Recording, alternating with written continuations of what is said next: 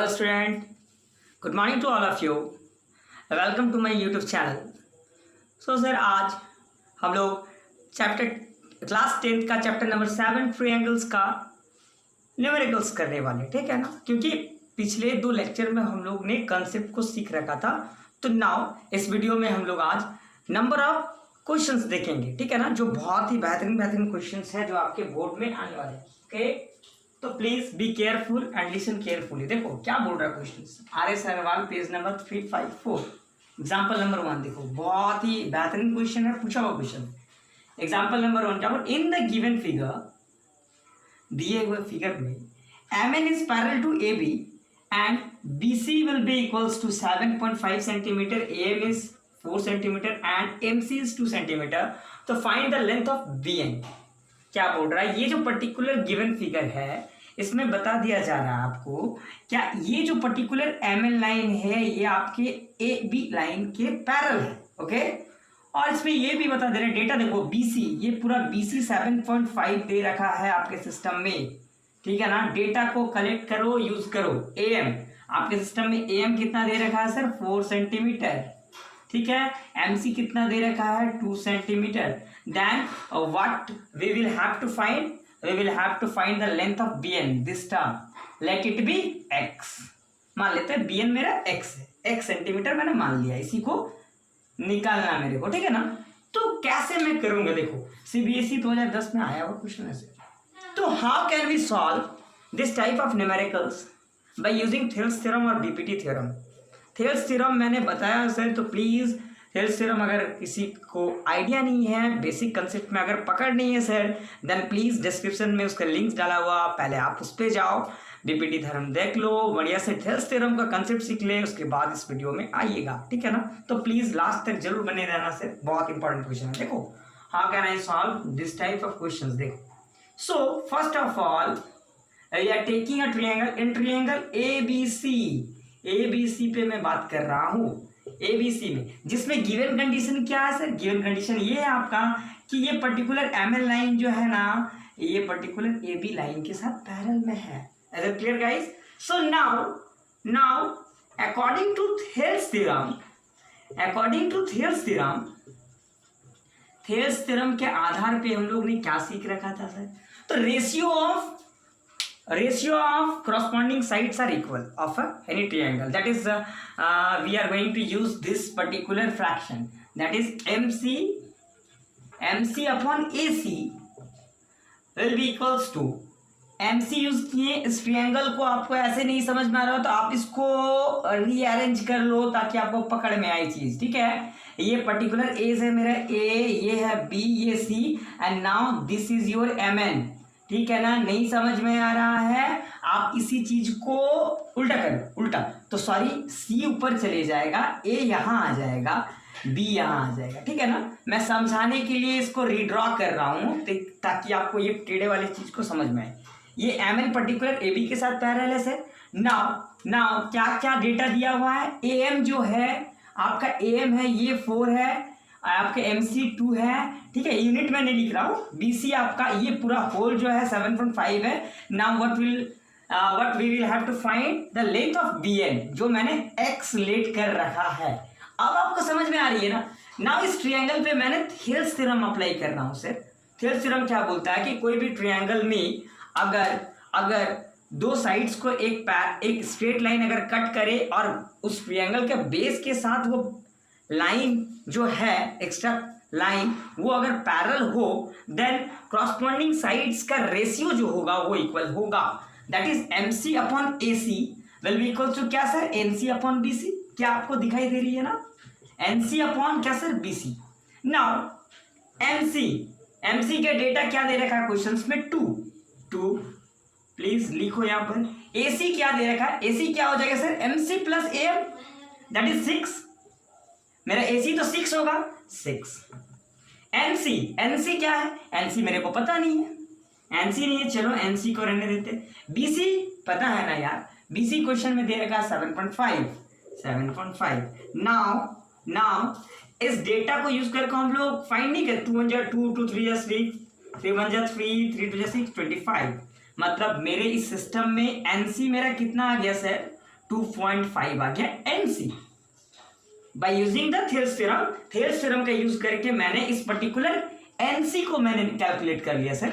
इस एनसी को कैलकुलेट किया मैंने, जो 2.5 निकला, और ये होल दे रखा है 7.5। Is it clear guys? तो please hit the like button and make your attendance please and share it to your friend and please जो बच्चे नए हो उस चैनल पे, चैनल को सब्सक्राइब कर ले सर, ताकि आपका बेसिक कंसेप्ट को मैं इस चैनल में क्लियर करने वाला हूँ सर।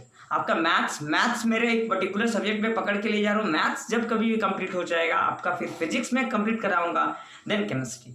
तो प्लीज सर आप लोग पेशेंस रखो एंड वीडियो को शेयर करते रहो, लाइक करते रहना सर, ठीक है।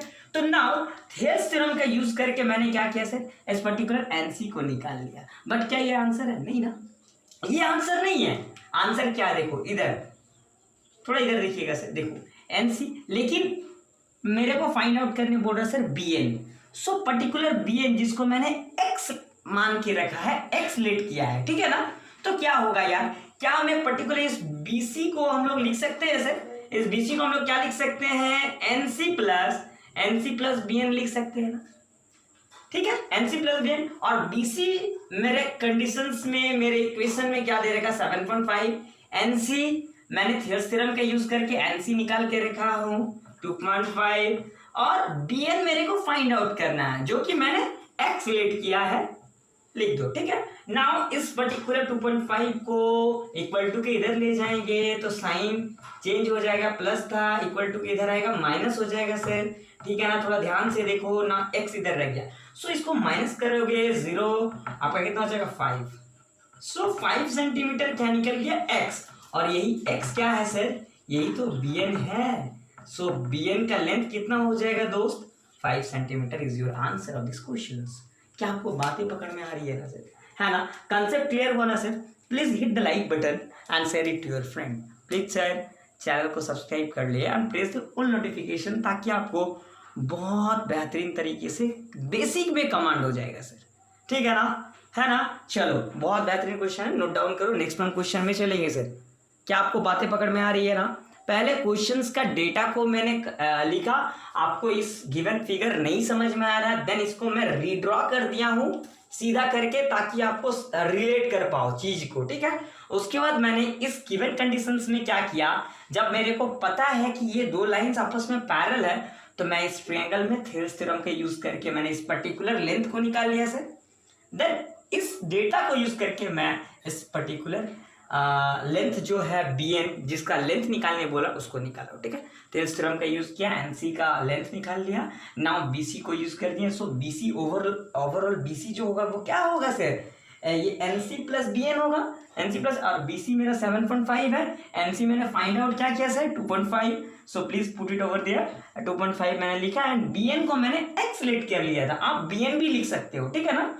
देन आप सिंपली सिंप्लीफाई करो, आपके पास आंसर है, ठीक है ना। प्लीज नोट डाउन कर लो, ठीक ना। नेक्स्ट वन क्वेश्चन चलेंगे सर, चलो बहुत बढ़िया।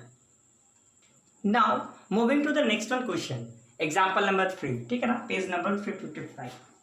ओके, सो देखो ध्यान से देखना, in the given figure in triangle ABC D is parallel to the BC, so that AD will be this, AE this, BD this and C this. तो find the value of x। CBSE board 2002 section में पूछा हुआ question है।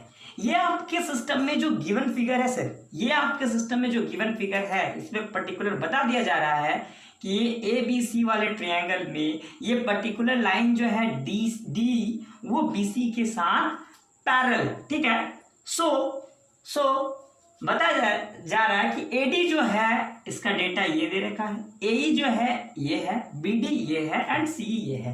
Then what will be the value of x?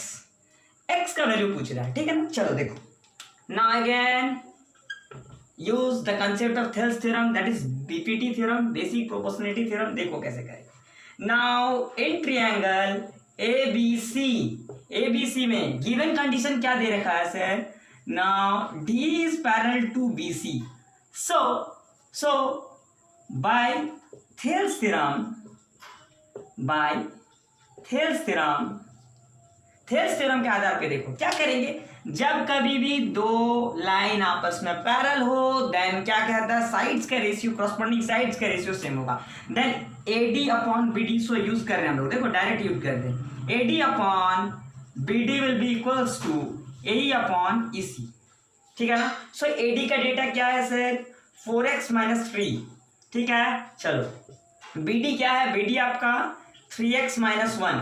आपको main क्या है, concept को जानना है कि कब मेरे को थेल्स थ्योरम लगाना है, कब मेरे को कन्वर्स ऑफ थेल्स थ्योरम लगाना है, ठीक है ना। दैट्स वाई मैंने फर्स्ट 2 लेक्चर में सर मैं कंसेप्ट पे काम किया हूँ कि how can you reach the value of आपका BPT थ्योरम और Thales theorem, and when we will have to use the BPT theorem and Thales theorem, ठीक है ना।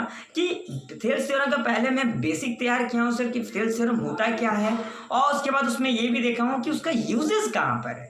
दैट्स वाई मैं वो कंसेप्ट तैयार किया हूँ, उसके बाद मैं प्रॉब्लम्स पे आ रहा हूँ, नंबर ऑफ न्यूमेरिकल्स कर रहा हूँ, ठीक है ना सर। तो पहले जो कोई भी उस वीडियो को नहीं देखे हो, प्लेलिस्ट बना हुआ सर, डिस्क्रिप्शन में लिंक डाला हुआ, आप पहले उस वीडियो को देख लो पूरा, देन आप इस वीडियो पे आना ताकि आपको हर एक चीज समझ में आए सर। और please hit the like button sir, share it your friend, video को लाइक करते रहो, शेयर करते रहो, जो कोई भी चैनल पे नहीं हो सर चैनल को सब्सक्राइब कर ले। एंड नाउ AE क्या है सर मेरे सिस्टम में, 8x minus 7 and EC that is your 5x minus 3. Now we have to simplify these two terms to get the value of x. Now cross multiplication करते हैं, क्या करेंगे दोस्त, cross multiplication करते हैं। ना इसको इसके साथ मल्टीप्लाई करते हैं, ना इसको इसके साथ, ठीक है ना। क्रॉस मल्टीप्लीकेशन आप एग्जाम में ऐसे मत कर दीजिएगा, मैं आपको समझाने के लिए ये एरो बनाया हूँ। बाय क्रॉस मल्टीप्लीकेशन करेंगे तो क्या होगा आपके सिस्टम में से, 5x minus 3 multiply 4x minus 3 multiply 5x minus 3 will be equals to, ये वाले टर्म उधर जाएगा, that is 8x minus 7 into 3x minus 1. Now we have to multiply this particular term and to get the value of x. सो आओ चलो multiply करते हैं, ठीक है ना। इस ट्रायंगल को मैं रफ कर देता हूं ताकि आपको जगह मिल जाए, ठीक है ना। थोड़ा ध्यान से देखिएगा सर, ठीक है। चलो देख इधर इधर इधर देखिएगा। सो इंडिविजुअल टर्म्स को मल्टीप्लाई करें, देखो 4x से मल्टीप्लाई करेंगे इसको पूरा, 4x से पहले मल्टीप्लाई, देखो लिख लो यार, 4x को मल्टीप्लाई करेंगे 5x माइनस 3, फिर माइनस 3 से मेरे को मल्टीप्लाई करना है इस होल टर्म को। Now coming to the next one side, that is 8x के साथ मल्टीप्लाई करेंगे आपका 3x माइनस 1, प्रोसेस देखो, एंड माइनस 7 से इंटू करेंगे 3x माइनस 1। नाउ क्या बन रहा है, 4 5 20 x into x square. Now plus minus minus 4 3 12x minus plus minus 5 3 15x minus minus plus it will give you 9. Now plus plus plus 8 3 24 x into x square plus minus minus 8 into 1x 8x. Now minus plus minus 21x minus minus plus 7. Now we will have to simplify this term. Now x square term वाला उधर ले जाते हैं, ठीक है। तो क्या हो जाएगा 24x स्क्वायर, ये प्लस इक्वल टू को उधर जाएगा जी 20x स्क्वायर। नाउ ये टर्म क्या हो जाएगा आपका, ये टर्म कितना हो जाएगा 27 माइनस 27, और इधर आपका हो जाएगा 29। सो माइनस 29x और ये माइनस वाले टर्म उधर प्लस 27x ना कांस्टेंट प्लस 7, ये उधर जाएगा minus 9 and what will be equals to 0। क्या आपको बातें पकड़ में आ रही है सर, ठीक है ना। प्लीज नोट डाउन कर लो, ये वाला सेक्शन मेरे को रफ करना है, ठीक है ना। चलो नोट डाउन कर ले सर, इसको रफ करूंगा, है ना। सिंप्लीफाई करते हैं, क्वाड्रेटिक बन रहा आपके सिस्टम में, इसको रफ करता हूं, देखो, ठीक है ना। बारीकी से वीडियो को लाइक करते रहो, शेयर करते रहो, चैनल के जो कोई भी नहीं हो सर सब्सक्राइब कर ले। ना ये क्या देगा आपका सिस्टम में 4x स्क्वायर, ये क्या देगा माइनस 2x, ये क्या देगा जी minus 2x। That is your simplification term. Now we will have to take the 2 as a common from each individual terms. Now sorry ये 2 constant होगा, x minus 1.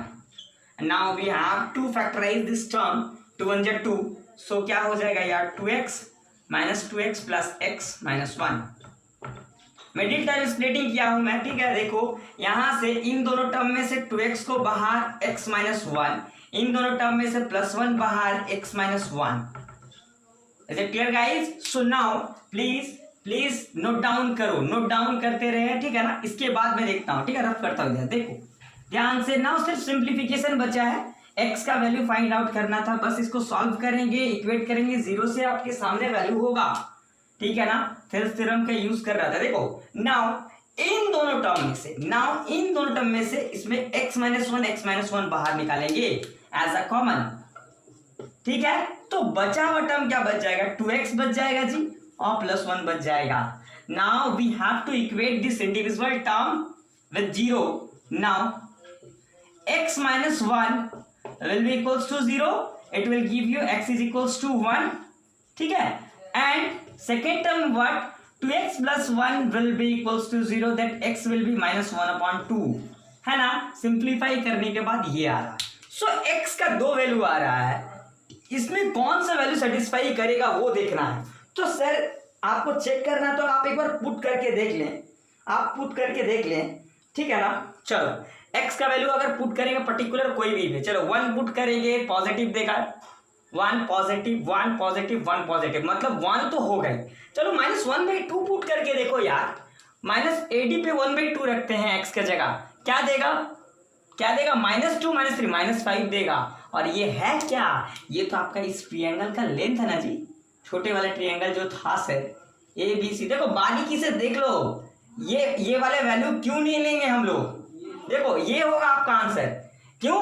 x का value आपके सिस्टम में 2 है, so which one value is the answer of this questions? तो we will have to check this particular x value to putting this particular value in the initial equation that which will give in the given section। देखो सो ये figure था जिसमें AD मेरा ये है, AE ये दे रखा है, BD ये देखा है, AC ये।